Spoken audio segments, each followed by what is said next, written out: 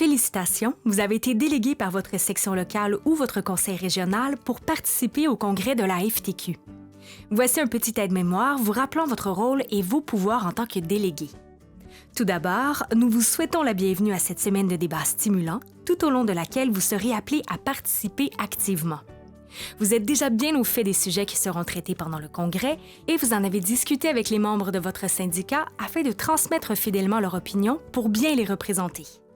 Notez que des observateurs et des observatrices assistent au congrès, mais ils ne peuvent ni voter ni se présenter au micro. Votre rôle principal en tant que délégué sera de participer activement au débat en exprimant votre opinion au micro et en votant lorsque la présidence vous le demandera. Mais il y a beaucoup plus. En tant que délégué, vous serez appelé à participer aux commissions le mardi après-midi. Ces commissions permettent des débats plus longs sur des sujets importants, mais avec des règles de délibération plus souples qu'en plénière. Vous participerez également au caucus de votre syndicat ou au caucus officiel de la FTQ, celui des femmes et des conseils régionaux. Vous y discuterez d'enjeux particuliers où vous y élirez des vice-présidents et des vice-présidentes qui vous représenteront au bureau de direction de la FTQ. Surveillez les alertes de l'application du congrès et les écrans de la salle de plénière pour connaître les heures et les salles. Vous participerez au vote pour l'élection au poste de président ou présidente et au poste de secrétaire général de la FTQ. Ce vote, qui aura lieu jeudi, vous permettra de choisir les porte-paroles de la FTQ pour les 3 prochaines années. La période des mises en candidature se termine 20 jours avant la première journée du congrès. En ce qui concerne les débats de la salle plénière, tout au long de la semaine, le comité des résolutions vous présentera les résolutions à débattre. Mais soyez attentifs car elles ne seront pas présentées dans le même ordre que dans le cahier des résolutions disponible sur l'application du congrès ainsi que sur la page du congrès du site web de la FTQ. C'est que le comité des résolutions doit s'assurer de rendre plus efficace le déroulement des discussions. Pour réussir son mandat, il pourra vous suggérer des améliorations au texte des résolutions ou même des fusions. Dans tous les cas, le comité émettra une recommandation que la présidence vous invitera à débattre.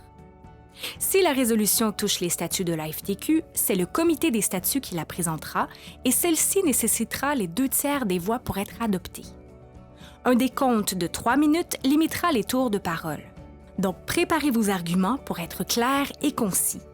3 issues sont possibles lors des débats: l'adoption de la recommandation, le rejet de la recommandation ou le renvoi au comité pour reformulation. Vous pouvez émettre des instructions pour préciser la ou les raisons du renvoi.